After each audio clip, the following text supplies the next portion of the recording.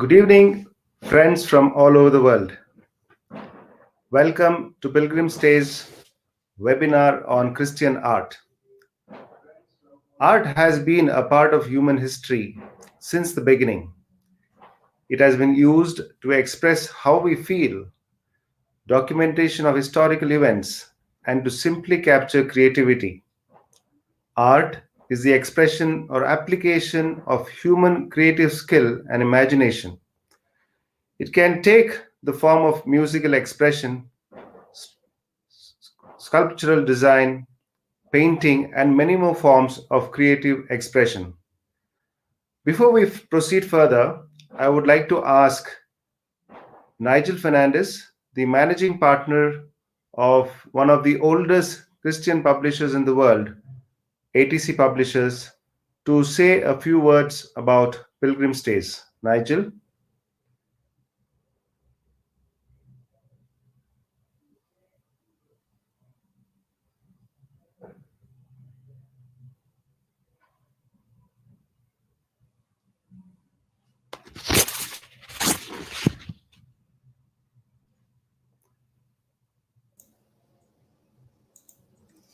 Thank you, Peter Anil. Friends, today's webinar is on a topic that is of extremely special interest to all of us, Christian art. This show is being streamed on both Facebook and YouTube. In case you're watching this webinar from your smart TVs, kindly subscribe to our Pilgrim Stays YouTube channel so you'll be able to get automatic notifications for our future webinars or whenever we post a new video. Pilgrim Stays has so far organized several highly appreciated webinars, including one on sacred music, on the Vatican, Holy Land, history of Christianity in Kerala, in Maharashtra, in Goa, as well as on Italian cuisine.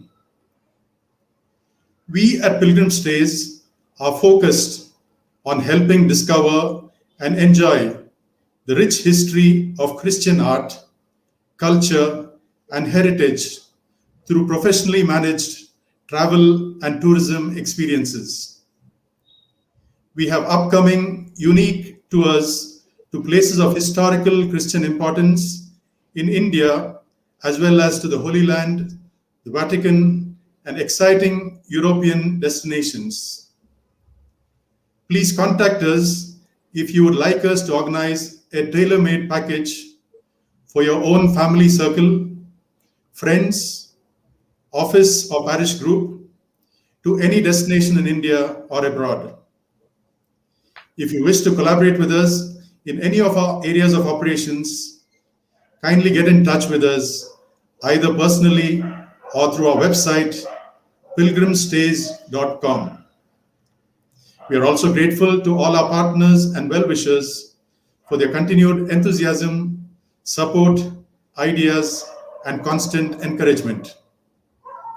Without further ado, let us get back to the webinar, which I'm sure all of us will find highly informative and interesting. Thank you. Thanks, Nigel, for that introduction. Well, art was designed by God as a form of worship. Although the Bible may not come out and say, this is art, there are verses in the Bible that talk about art though. Genesis chapter 1, verses 1 from the ESV. In the beginning, God created the heaven and the earth. The Bible begins recognizing that our God is the ultimate artist of everything. Genesis gives the origin of all things because God created. Similarly, in Exodus chapter 25, verse 50, again from the ESV, and see that you can make them after the pattern for them, which is being shown to you on the mountain. God instructed Moses to instruct the people to design various parts of the temple in exactly the manner he prescribed. To speak and throw more light on Christian art, we have with us an eminent and renowned personality, Patrick van der Vorst. After completing his graduation at law at Belgium, he moved to London in the year 1995 and has been living ever since. He started his career at Sotheby's, Billinghurst in 1996 and was transferred in 1997 to Bond Street in London, working first in the Impressionist and Contemporary art departments before moving into the furniture department. At age 28, he became deputy director at Sotheby's, and at 31, a director and head of Continental Furniture, specializing in 18th century French furniture.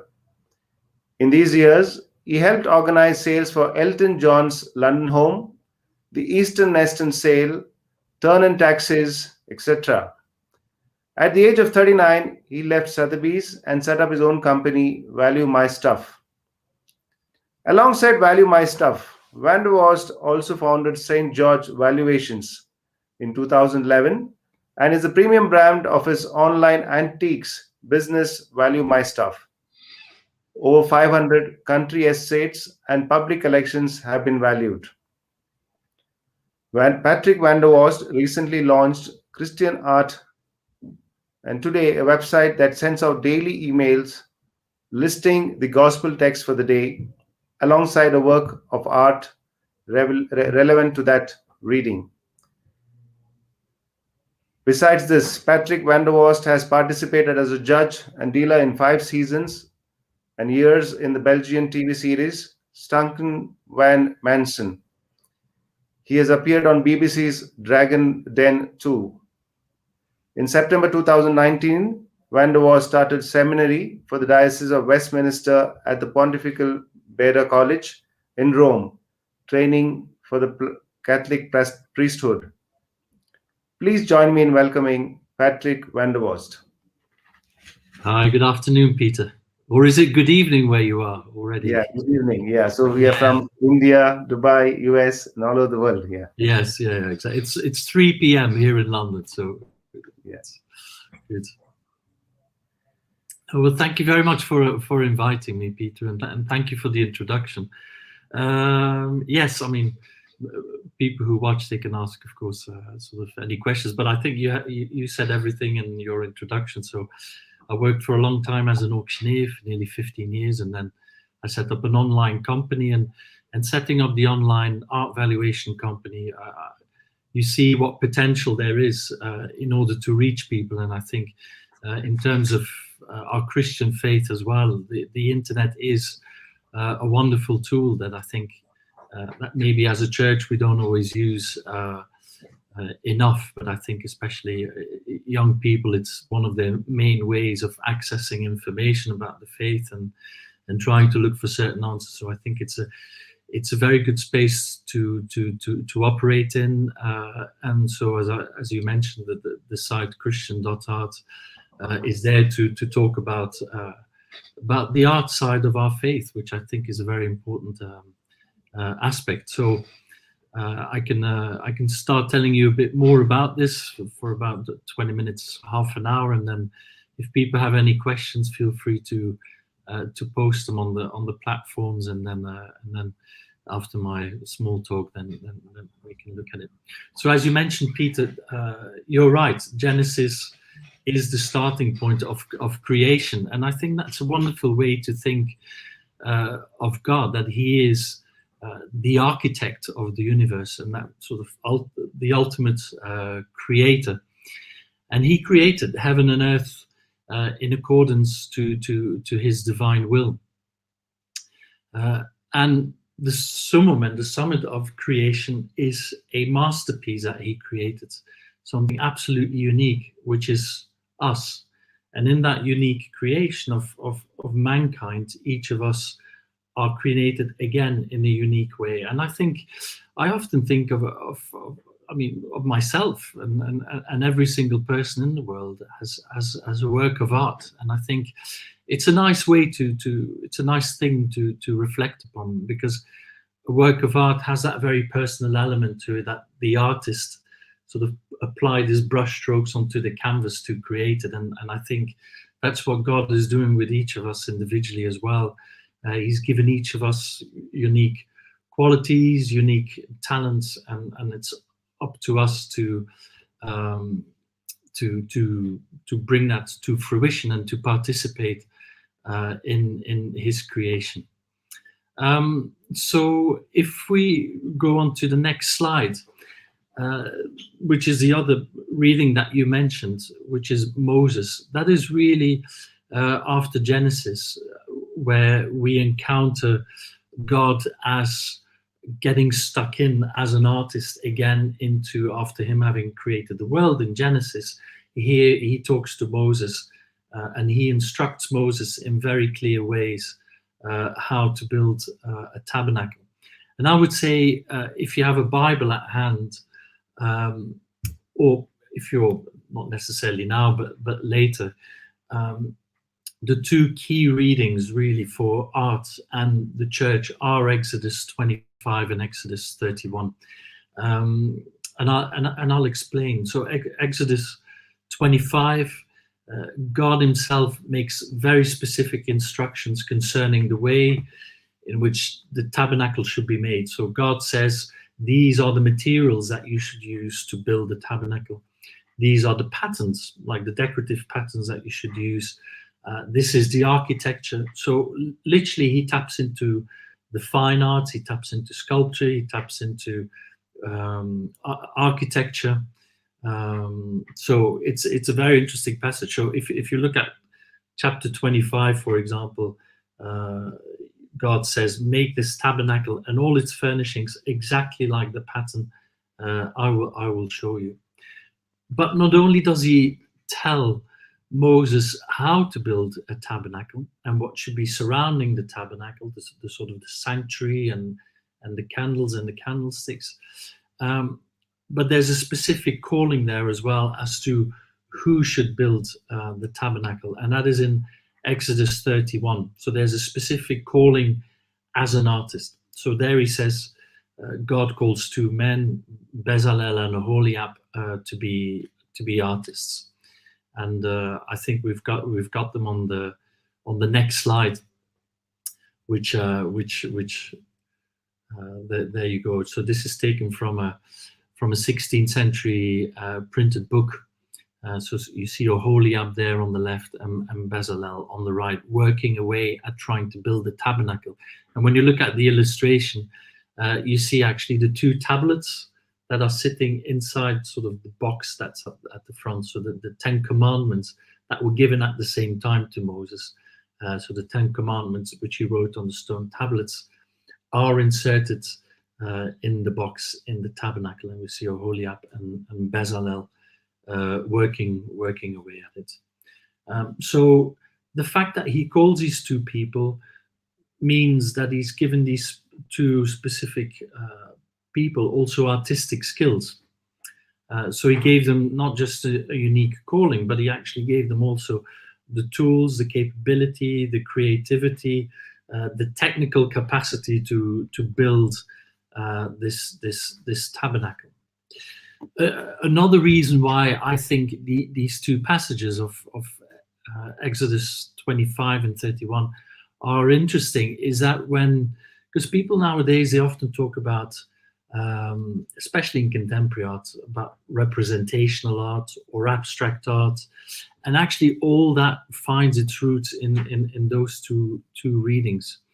So, for example, God is instructing that, just to think of an example now of the readings, that there should be pomegranates stitched onto the priest's clothes.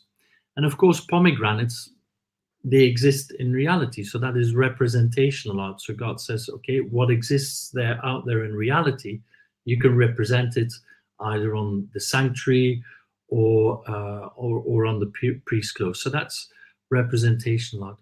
Or there's also symbolic art that comes to the fore in those readings. So the Ark of the Covenant symbolizes atonement, or the golden lampstand that God instructs to build a lamp, why would he ask for a lamp or a candle? Because basically it is light, and he wants to bring light into darkness. So there's great symbolism to this thing. So it's not just representational, but there's symbolism. There's a further purpose to create something. And then God also taps into the non-representational art, into the realm of abstract art. So abstract art does actually also have not necessarily its roots in the Bible, but is definitely also steeped in the Bible. And there I can think of the example of God instructing to depict not just pomegranates, but blue pomegranates. Of course, if you open a pomegranate and you open it, it's red inside, so there's no such thing as blue pomegranates. But nevertheless, God says, well, why don't you use blue pomegranates for some of the embroidered details? So, and I think it's a very beautiful thing in those readings that God embraces all these types of art. And I think it's not just God, but when you look at our 2,000-year history of the church, that's what the church does as well. The church embraces all art. And when you look at pilgrim places such as Lourdes, where these little plastic glow-in-the-dark Madonnas are being sold, so the very kitsch, up to Michelangelo, and the church says, well, that's all okay, that's all okay.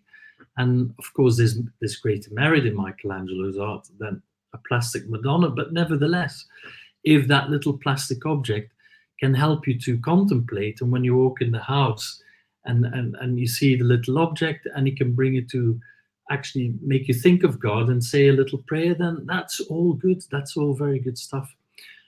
So that's very good. But moving away from the Old Testament into the Church Fathers, and in St. John of Damascus, who you can see in the next slide. So St. John of Damascus, he's an 8th century figure. He's one of our Church Fathers, one of the sort of late Church Fathers. And just to put it in a bit of a context, that was also the advent at the time of Islam. And of course, Islam took a very strict view on the use of images. And they said, well, you can't use any images of Muhammad, of God.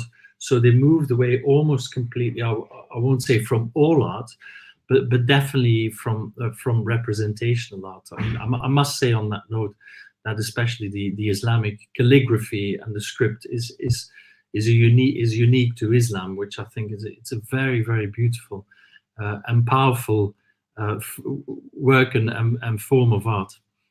So St. John of Damascus was basically growing up in this cultural heritage where people were not really that keen on images, and they were smashing images all around Damascus. So all the early Christian art that was around was being destroyed. And he said, well, what do we do as a church? Do we actually sort of move away from images as well? Or do we see value and merit in the use of Christian images as well? And then what St. John of Damascus did is he went back to scripture, and he went to the New Testament and to the writings of St. Paul.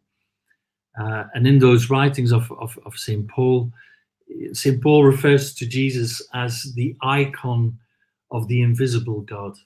So is God invisible? Yes. Is he beyond representation?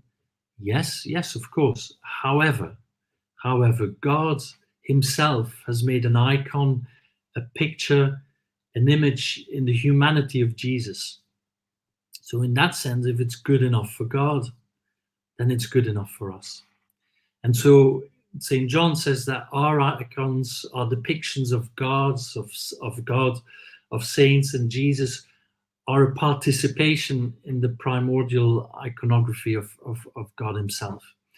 And that is really a very key view in the 8th century that shaped the rest of Christian art for future generations to come. So if there wasn't St. John of Damascus, there wouldn't be St. Peter's Basilica in Rome, there would be no Michelangelo. There would be a very limited form only of Christian art, and it's really from that day onwards that we as a religion, as a Christian religion, start to move forward and take art very, very serious.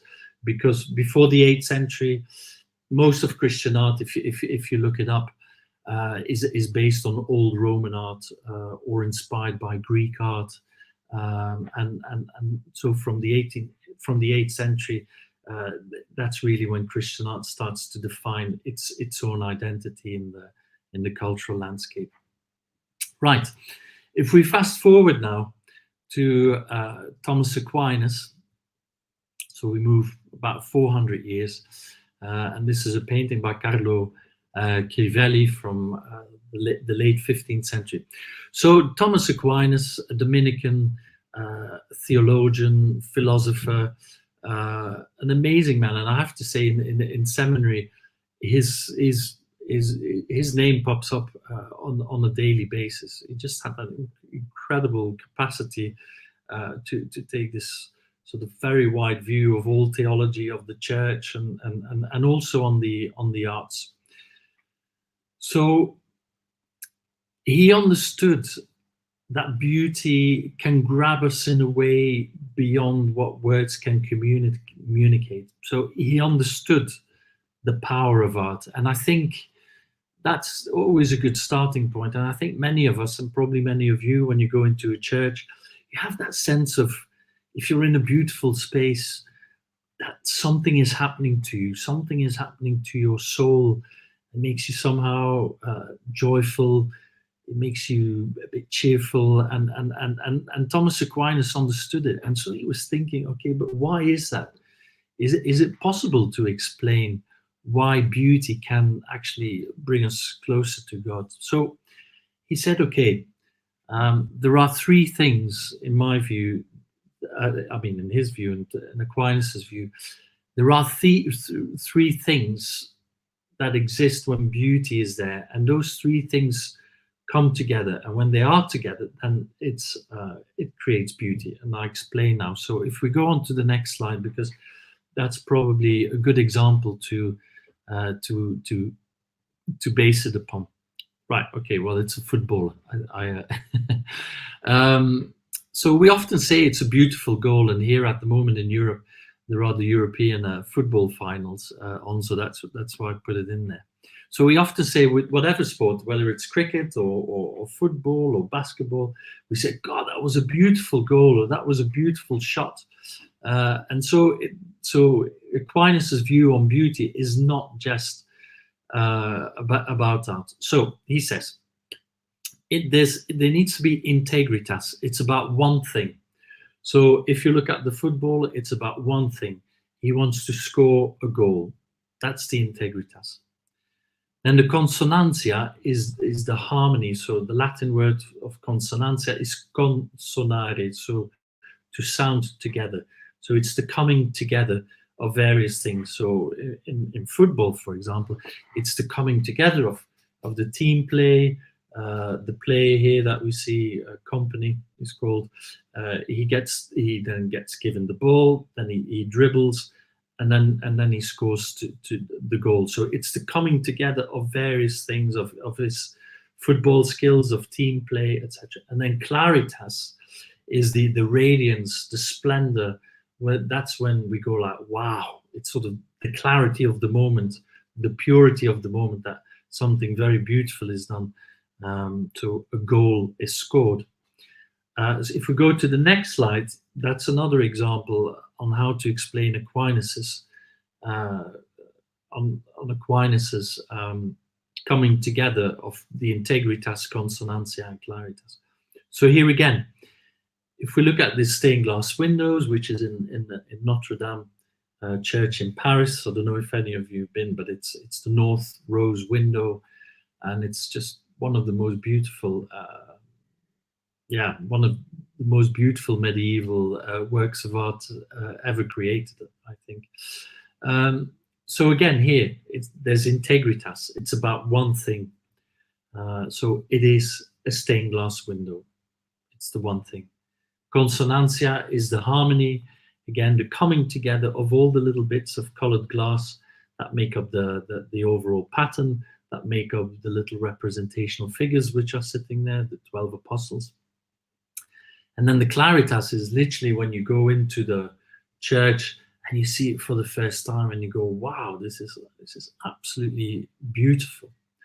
So, and I think it's a good way of explaining what beauty is, and there's certainly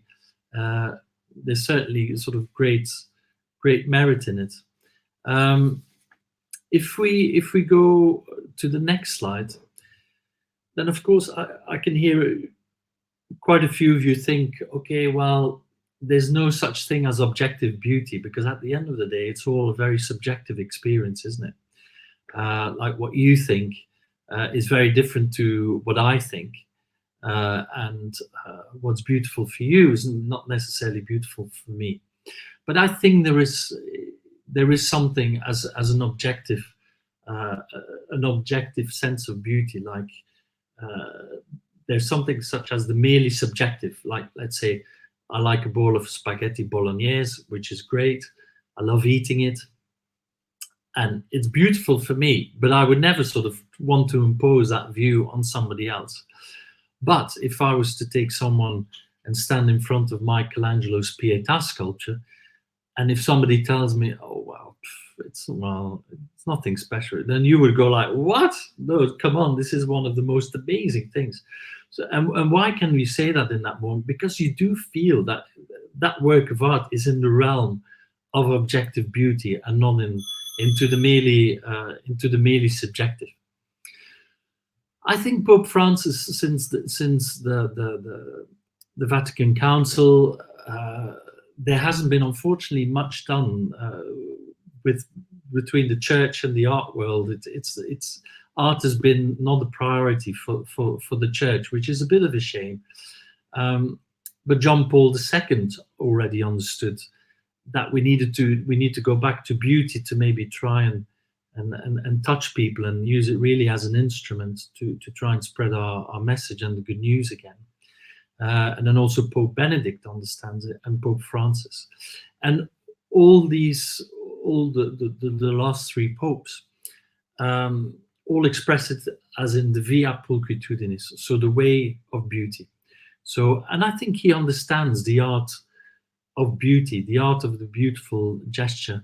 So when you think of Pope Francis, for example, washing the feet, or Pope Francis paying the bill of the hotel that he stays in, or Pope Francis driving around in a small car, he understands the symbolism and the beauty that's in these gestures. So I think he's a pope who very much understands the art of the beautiful gesture. And in that sense, okay, he's not a painter or a sculptor, but he definitely taps into what we're talking about at the moment. So why do I think, if we go to the next slide, why do I think that art will be important for the church? And I think especially here in the West, but not only in the West, is that in a very highly secularized society that we live in, with declining church attendance, declining numbers, declining vocations as well, how can we start talking about our faith with people? And if you look at the three transcendentals, so truth, goodness, and beauty, it's very hard to start talking about these three transcendentals with people.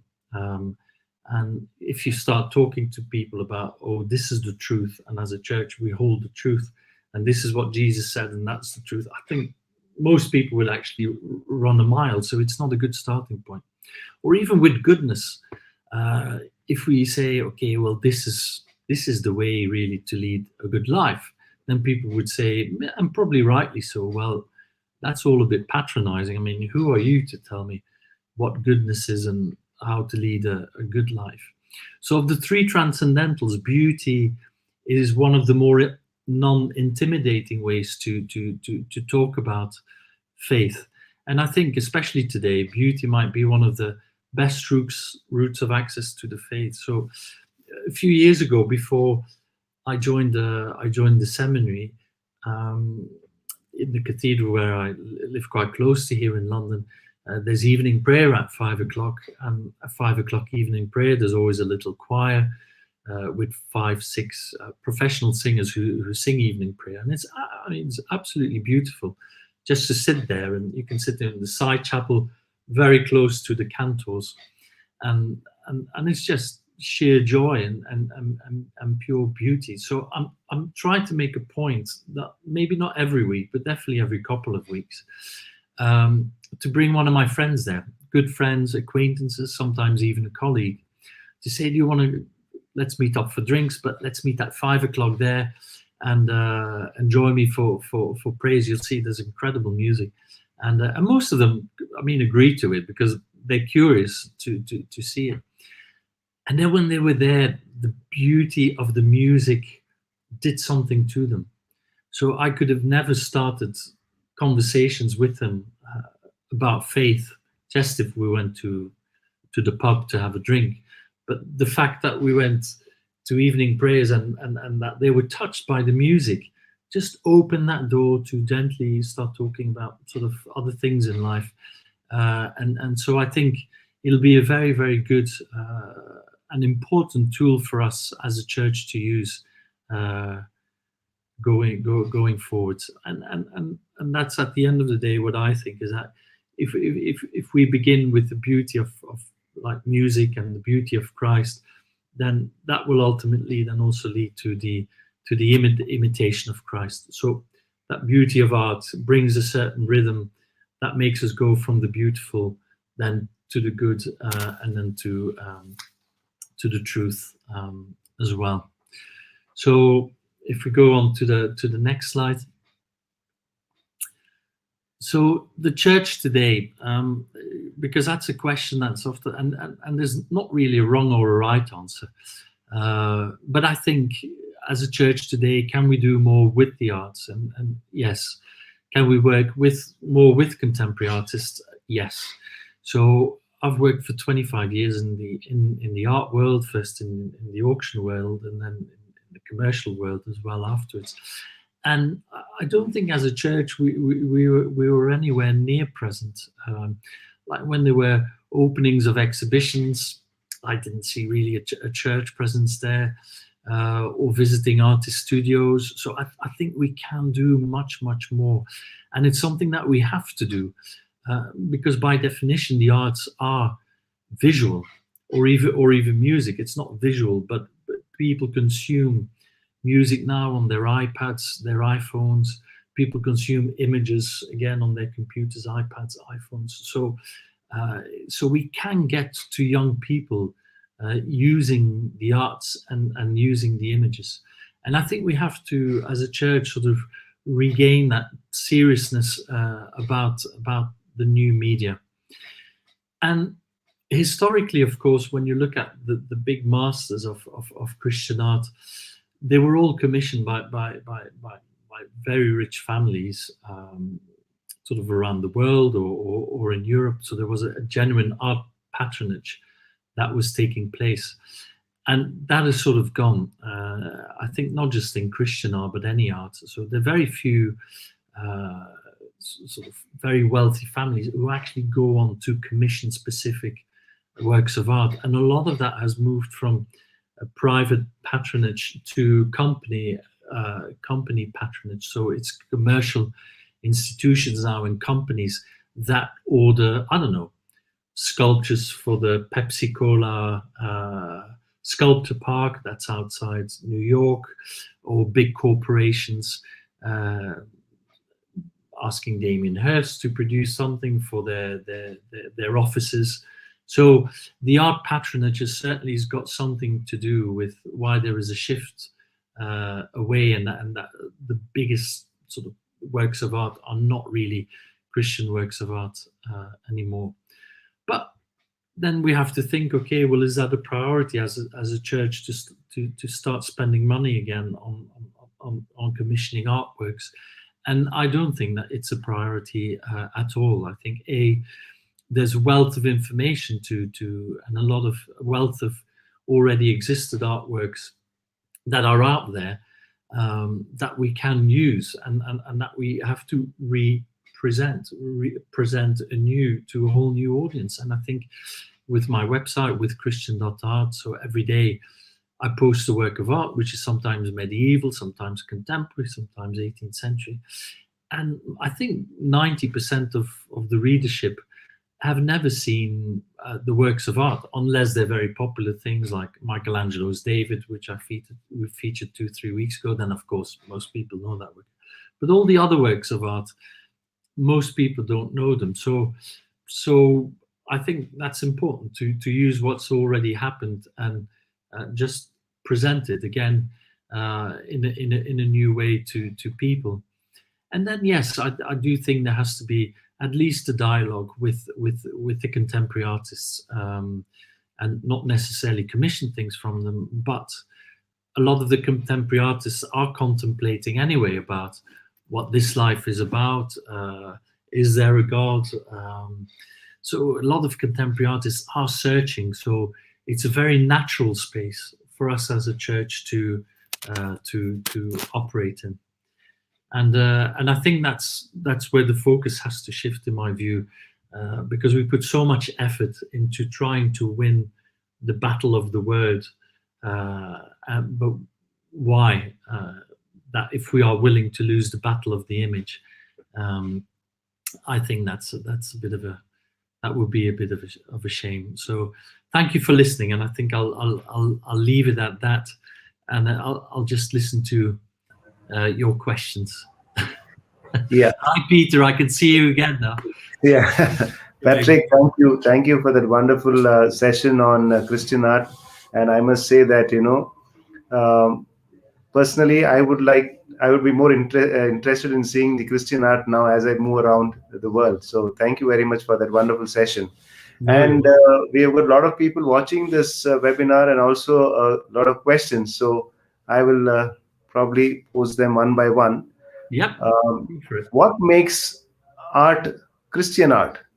Is it simply Christian artists painting biblical subjects like Jeremiah, or by attaching a halo? And does that suddenly make something Christian art? No, well, I see it as something very broad.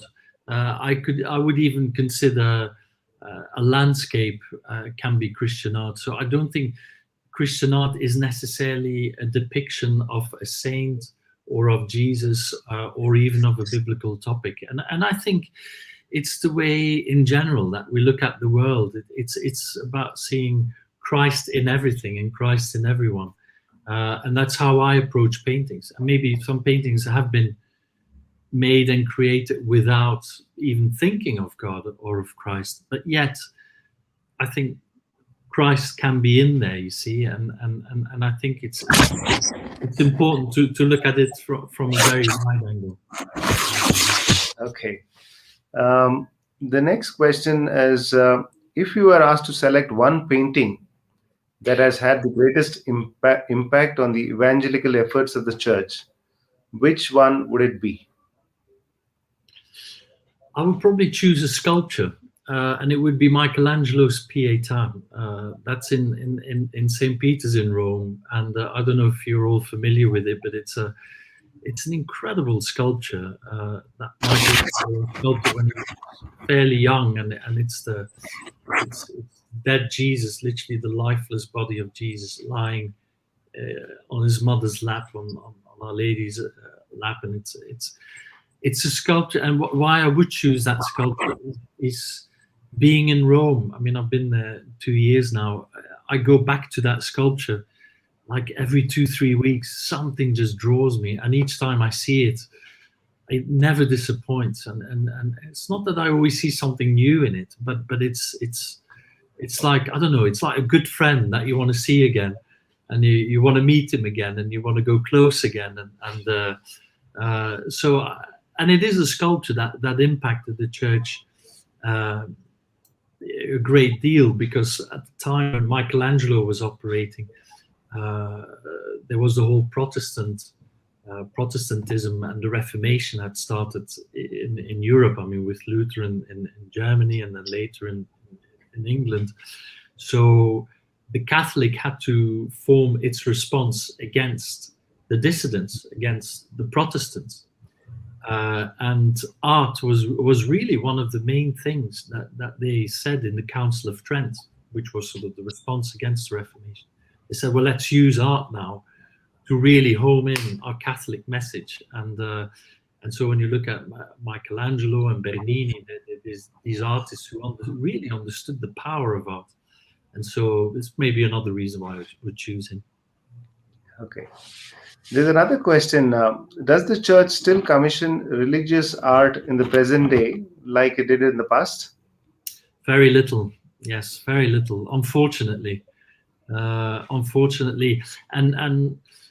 I think another problem with it is that then the artists that the church commissions the artworks from are, in my view, not really often the right artists. So there is, let's say, the contemporary art world, which is sitting here, and then there is the Christian contemporary art world, and the two shouldn't be separated. You see, the two should be somehow sort of merged. And so when the church does commission works, it's from the Christian artists, and I think if it commissions work, it should commission works from very successful sort of secular artists and work with them. Yeah. There's one question by Roger Waz, who says, does the figure of Judas appear in the Last Supper by Leonardo da Vinci, or has he been left out? I'm trying to think now. I think he is in there on the left of Jesus. I think 2 figures to the left. I'm not sure, actually. It's a tricky question. but I think he is in there. But I mean, I have to say, there's so much speculation around what Da Vinci wanted to create and achieve there, and there's even talk that Mary Magdalene is in there. So I don't know. There's a lot of speculation, and I'm not a scholar to be able to give you a sensible answer to it. Yes. There's a question from Stuart Walsh, where what are the major differences in style between Byzantine art and the art of the Western Church? Yes, it's the art of the Western Church. I think the Western art has been more exploratory, so they've pushed the boundaries more. I think Byzantine art stays more also with the 2-dimensional paintings, like the icons. Western art has moved really into 3-dimensional paintings. Byzantine art is more traditional, I think, and it's less linked, which I think is one of the beautiful things about Byzantine art, is that the artists, they're in the background. With Western art, especially like after Michelangelo, then artists start signing their works. They create these works of art as much to express their own view, their own feelings, how they feel about the world, what they have issues with. So sometimes the personality of the artist, especially in 20th century art, is almost too strong, you see. Whereas in Byzantine art, the personality of the artist is always in the background. So it's always God and faith that comes first, me as an artist in the background. So I think there's more humility to it, so which makes it for a different art, I think. Well, I think it also reflects on our times. The previous generations must have been more into faith, and we are more into show. So that reflects too, yes. Yes. There's an interesting question from Shaiju Thomas. How can we promote Christian art in Indian context? What we can do for the welfare of the artists?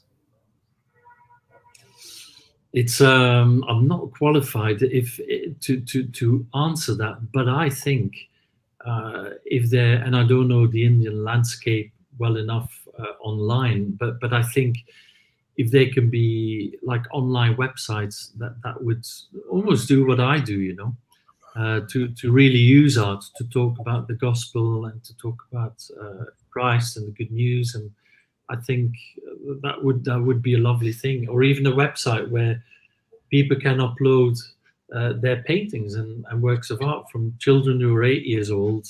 They've drawn a cross, they can upload it and people can comment on it to everyone. So I think probably like in any other country, I think a stronger online presence would lend itself very much to promoting Christian art, I think. There's another question by Fraser Andrade who says, any information on Indo-Portuguese Christian art? Oh gosh.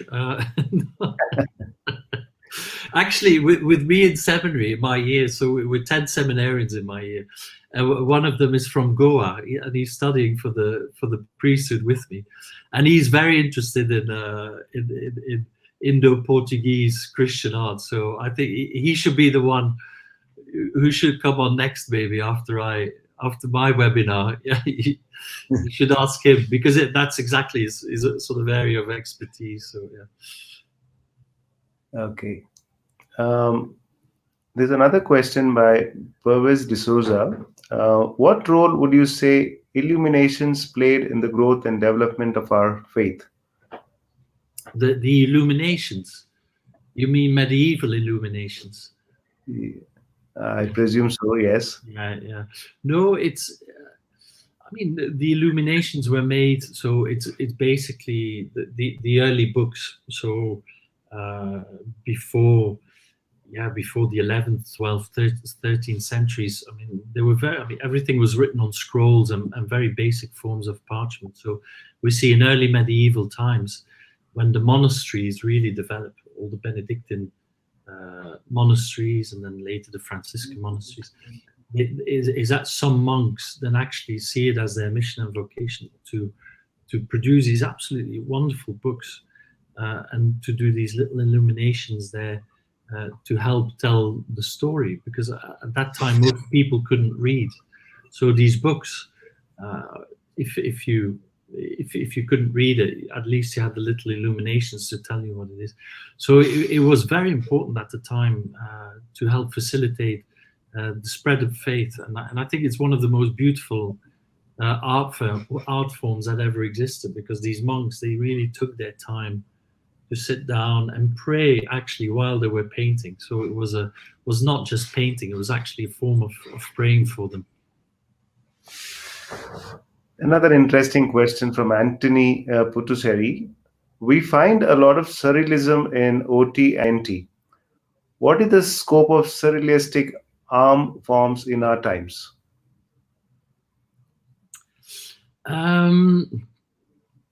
I know what you mean with surrealism in the Old Testament and the New Testament.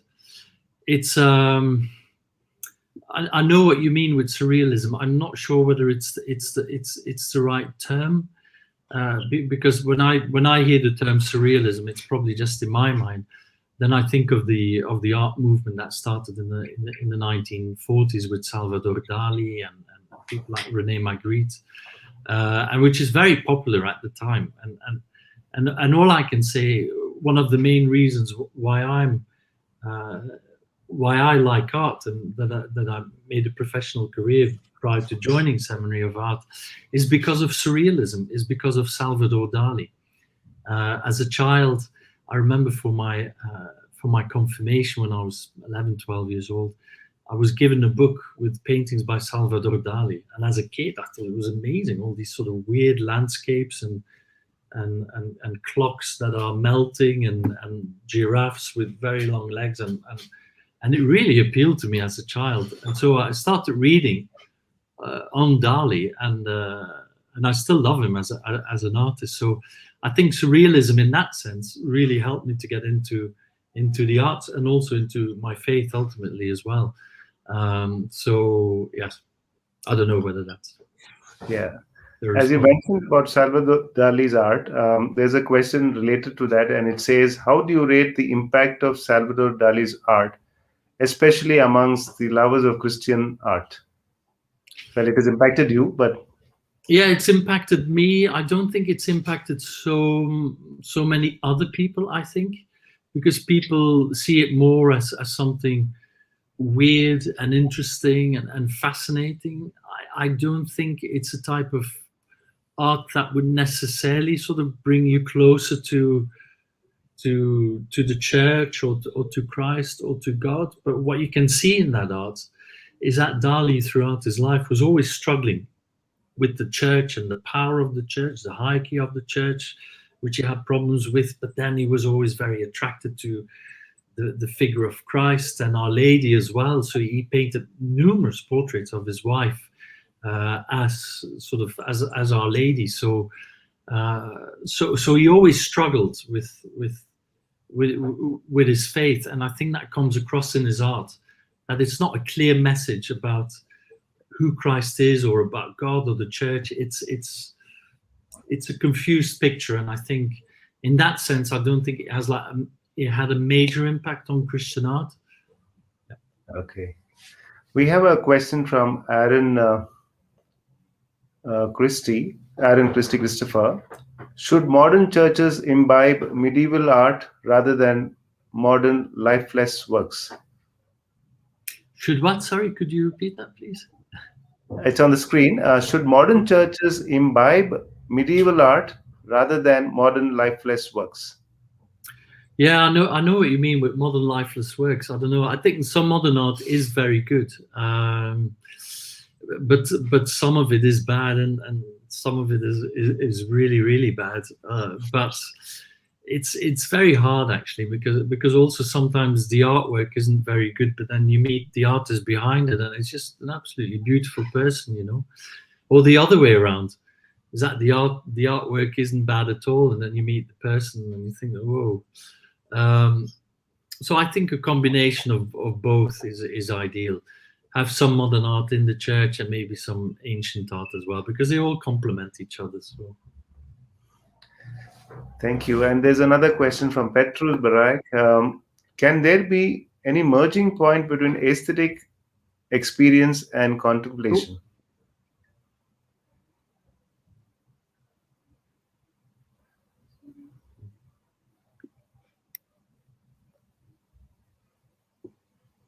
Patrick?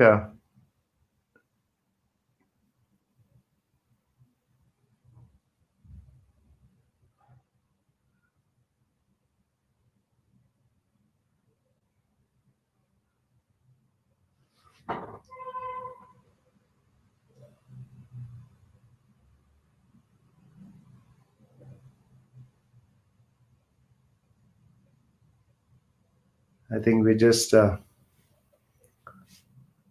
might be a streaming issue.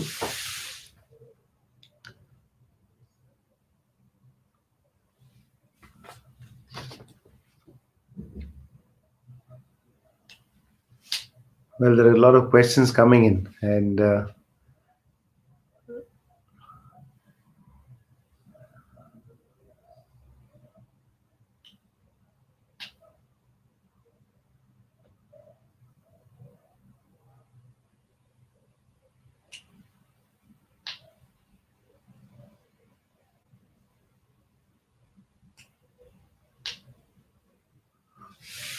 well, I think we are. Oh, I can hear you again. Sorry, I was lost. Okay. I don't know what happened. Yeah. Did you? Should I repeat the question? Yes, my apologies. Can there be any merging point between aesthetic experience and contemplation? Yes, because I think the aesthetic should ultimately lead, in an ideal world, to contemplation, and one feeds into the other. And I think if you contemplate, then you can create something aesthetically beautiful. And then again, when you have the beautiful, it should lead to contemplation. So I think they should feed off each other and feed into each other. Yeah. Another question is, do you have a favorite contemporary Christian artist? Yeah, that's a very difficult question. There are a lot of contemporary artists I like Gerhard Richter, who's a German contemporary artist, and he's not necessarily a Christian artist, but he did he did the new stained glass windows in the Cologne, in the dome in Cologne, in the church there. I think Damien Hirst is very good as well. Again, not necessarily Christian, but these are all qualitatively very good and serious artists. So I probably would choose more in the realm of mainstream contemporary artists than actual Christian artists. If I have to say one Christian contemporary artist, then I would say Andrew White. And Andrew White works in the style of Caravaggio, and I think he's a beautiful, beautiful painter. Yeah, so it's worth checking him out. Yeah.